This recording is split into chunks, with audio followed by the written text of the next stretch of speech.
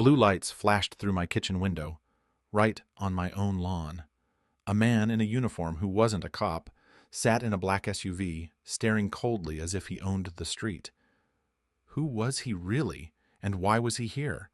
But what happened next will shock even those who thought they'd seen everything. But first, let's go back to the beginning. The phone felt heavy in my hand as I dialed the HOA number, the plastic almost burning through the nerves coursing beneath my skin. Maplewood's HOA was usually a mundane bureaucracy, little more than dull meetings about lawn maintenance and trash pickup schedules. But now here was this shadow of authority parked brazenly on my lawn, a man in a faux cop uniform trying to wield power over me without a shred of legitimacy. While the phone rang, my eyes locked on the dark SUV, its engine idling quietly.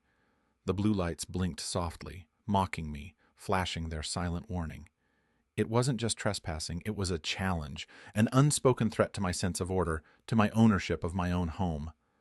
I thought about the countless hours I'd spent caring for this place, the fresh paint on the shutters, the garden meticulously tended every weekend, the lawn trimmed like clockwork.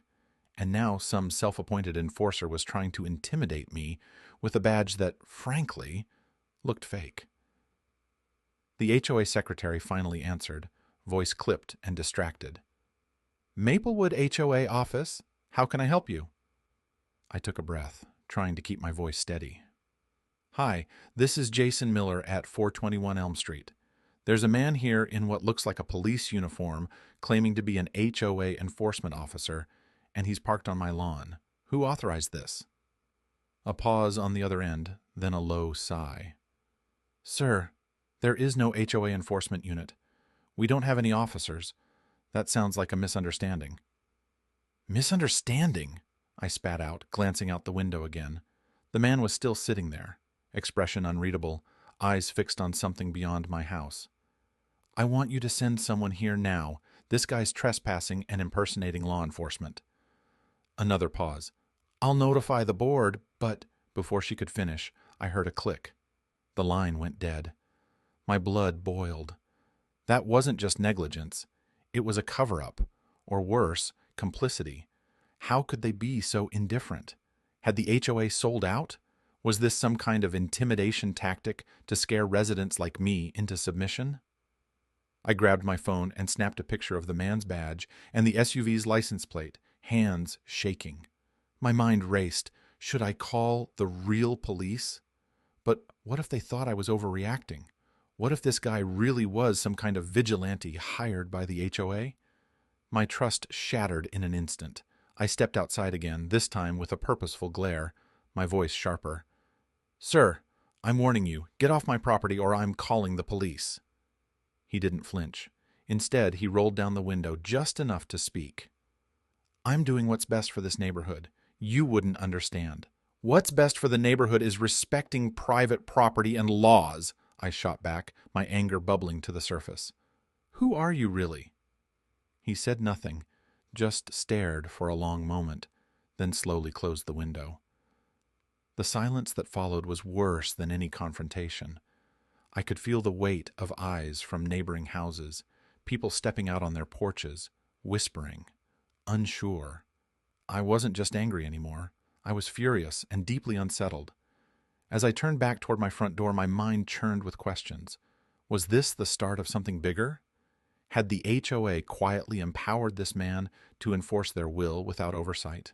Or was it some rogue acting on his own twisted sense of justice? Either way, I knew I couldn't let this go. That morning, what should have been ordinary, calm, slipped into a nightmare of suspicion and defiance.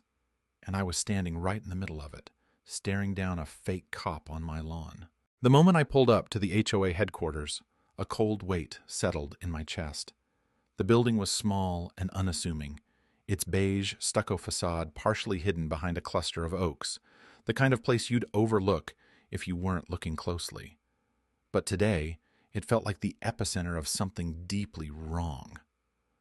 The black SUV sat out front, dark and menacing, its tinted windows reflecting the dull gray sky. No flashing blue lights, no uniformed driver, just an empty shell parked like an ominous sentinel.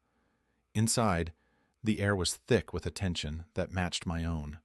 Karen, the office manager, was behind the front desk, her fingers nervously tapping the wood as I stepped in.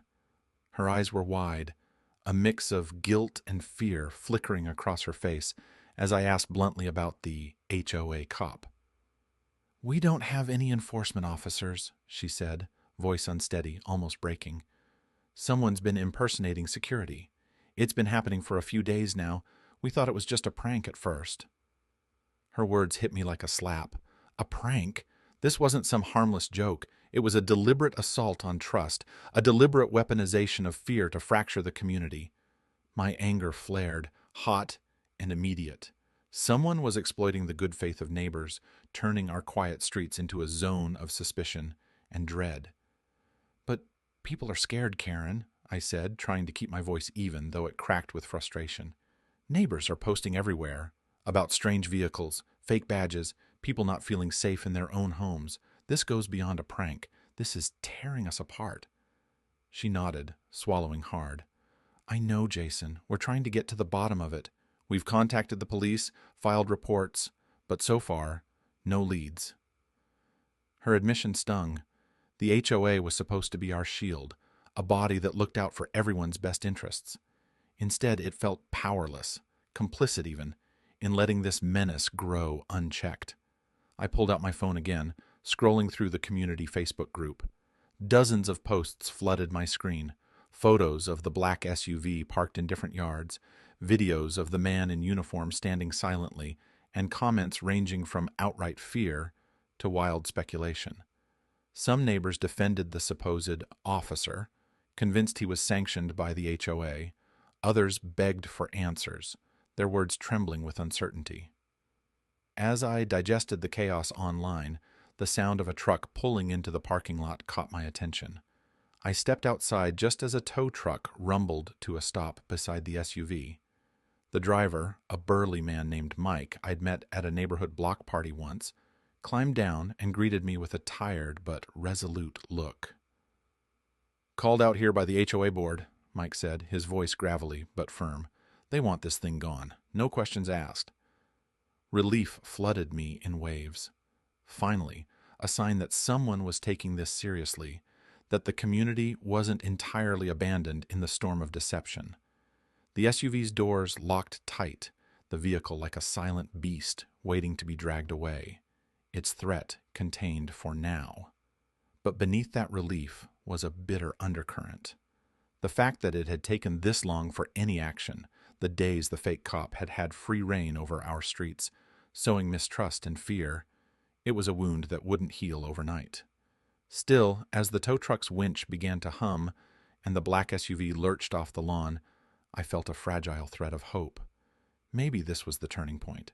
Maybe now, with the immediate danger removed, neighbors would begin to talk again. Not in whispers, but with the courage to confront whatever darkness had crept into our lives. For all the pain this situation had caused, there was still a chance to reclaim our neighborhood, to rebuild trust, to stand together, and to refuse to be broken by someone who tried to scare us into silence. That day, with the SUV hauled away and the first cracks of sunlight breaking through gray clouds, I clung to that hope like a lifeline, because in the heart of fear, hope was all we had left. Mike's truck groaned under the weight of the black SUV as its wheels lifted cleanly off the ground, the vehicle's dark form dangling ominously, tethered by thick chains to the bed of the tow truck. The mechanical clinks echoed in the stillness, a grim soundtrack to the unraveling of a sinister masquerade. I stayed close, the weight of the moment pressing down, not just the physical heft of that stolen authority being removed, but the symbolic dismantling of fear that had gripped our neighborhood for too long. Back at the HOA office, the impounded SUV sat like a trophy of deceit, windows smudged with dust and tinted darkness, blue lights mounted inside like fake jewels, a chilling reminder of how fragile trust can be when someone dares to exploit it. The sterile fluorescent lighting overhead flickered faintly, casting a harsh glow over the evidence of a charade so convincing it had thrown a community into chaos. That afternoon, the HOA board convened an emergency meeting in the cramped conference room, voices low but resolute behind closed doors. When I entered, I found more than just elected officials. I saw neighbors grappling with their own fears and frustrations, faces drawn but determined. The air was thick with urgency, no place for half measures or empty reassurances.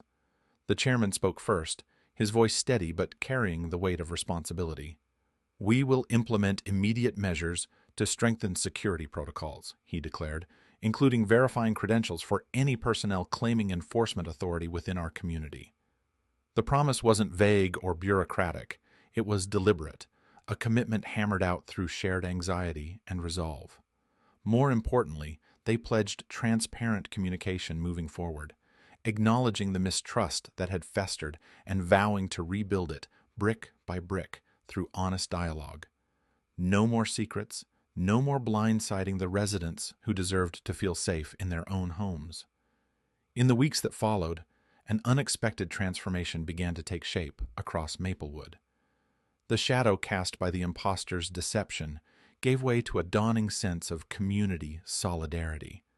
Neighbors, once cautious and withdrawn, started exchanging stories, sharing updates, even organizing informal patrols and check-ins.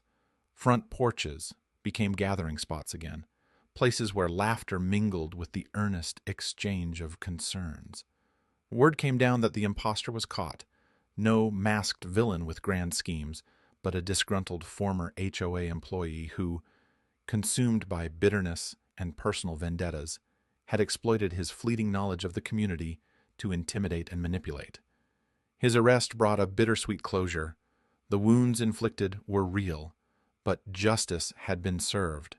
In that moment, my anger shifted into something more profound, an inspiration rooted in resilience.